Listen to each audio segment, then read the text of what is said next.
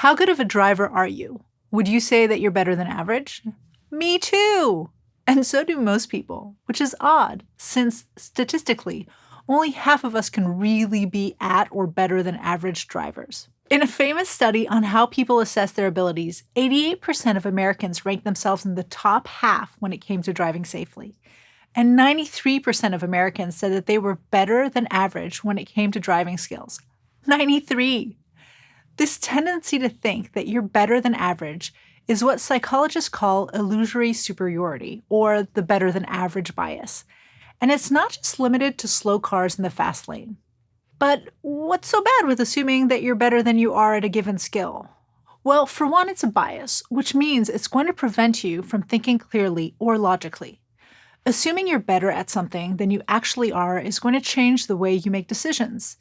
It might have you biting off more than you can chew, or signing up to do something that you're actually not qualified to do, or thinking that you're better off than you are.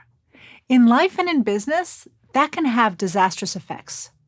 Because although you might be better than average, chances are you're not. Chances are you're average. That's what average means. It's important to be realistic about your abilities. It's going to allow you to make better decisions, to be more effective. So here are 3 ways to overcome the better than average bias. The first thing to remember is that everyone believes they're better than average, including you. You might be better than average in the eyes of your parents, but when it comes to making personal and professional decisions, don't falsely assume you're better simply because you're you. One strategy you can use to challenge this bias is to evaluate where you stack up. You might be better than average in some domains, but below average in others. Be realistic. Another way you can do this is to rate your skills. List them out, then grade yourself. Are you pretty consistently assuming that you're performing above average? If you had to rate yourself as average or even below average on some skills, which ones would or could you demote?